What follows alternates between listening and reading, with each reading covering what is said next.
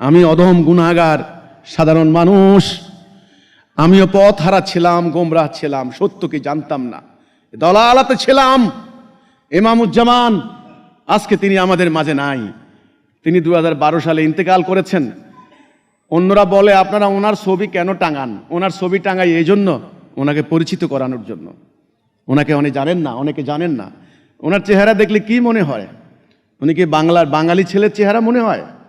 No, ওনাদের পরিবার পূর্বপুরুষ সেই আফগানিস্তানের কাল্লান প্রদেশ থেকে এসেছেন। সুলতানি আমলে লড়াই করে এই বাংলায় ওনারা সালতানাত কায়েম করেছেন। ওনাদের মুদ্রার পিঠে ছিল লা ইলাহা ইল্লাল্লাহ। সেই পরিবার মুঘল সেনাবাহিনীর বিরুদ্ধে লড়াই করে তারা মস্তক দিয়েছেন, সেই পরিবার। পরে জমিদারি আমলে করটিয়ার বিখ্যাত পন্নী জমিদার পরিবার, এখন তো আর জমিদারি নাই, সেই পরিবারের উত্তরসূরি জনাব মোহাম্মদ বাইজিদ খান পন্নী। আমার সৌভাগ্য হয়েছে আমি ওনার সংস্পর্শে ছিলাম। অনেকেরই সৌভাগ্য হয়েছে ওনার সংস্পর্শে আসার, ওনাকে দেখার, ওনার কাছ থেকে কথা শোনার। উনি এত ধীশক্তির অধিকারী ছিলেন, এত প্রজ্ঞা, এত জ্ঞানের অধিকারী ছিলেন, এত ধীরে ধীরে কথা বলতেন। আপনারা ইউটিউবে ওনার কিছু বক্তব্য আমরা ধারণ করতে পেরেছি।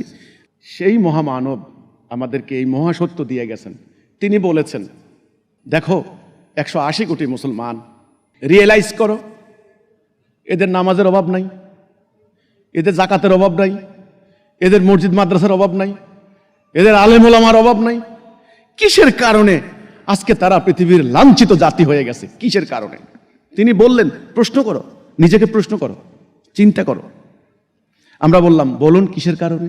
উনি বলছেন, এদের নামাজ আছে, এদের রোজা আছে, এদের সব আছে, এদের ঈমান নাই। ইসলাম সম্পর্কে এদের আকীদা ভুল।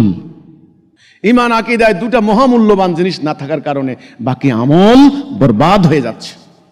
তখন তিনি বললেন, দেখো রাসূল পাক সাল্লাল্লাহু আলাইহি সাল্লামের সময় উম্মতে মুহাম্মদী কিন্তু কোটি কোটি ছিল না, মাত্র 5 থেকে 7 লাখ শেষ পর্যন্ত। দুইটা সুপার পাওয়ার তখন মুসলমানদের আন্ডারে চলে এসেছে। কিসের শক্তিতে, কিসের বলে?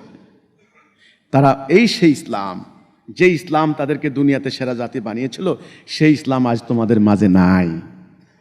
আমরা পথহারা ছিলাম, আমরা গোমরাহ ছিলাম। উনি আমাদেরকে সেই সিরাতুল মুস্তাকিম দেখাই দিয়া আল্লাহর কাছে চলে গেলেন। আজ আমি গুনাহগার সাধারণ মানুষ, আমাদের অন্য যারা দায়িত্বশীলরা আপনাদের সামনে এই সিরাতুল মুস্তাকিম আজকে উত্থাপন করলাম। আমি জানি না ইবলিসকে অস্বীকার করে, শয়তানকে অস্বীকার করে আল্লাহর আনুগত্য করার জন্য কারা শপথ নেবেন আমি জানি না। কারা আপনারা এই সিদ্ধান্ত নেবেন যে আজকে থেকে আমরা সিদ্ধান্ত নিলাম আমরা আল্লাহর আনুগত্য ছাড়া কারো আনুগত্য করব না।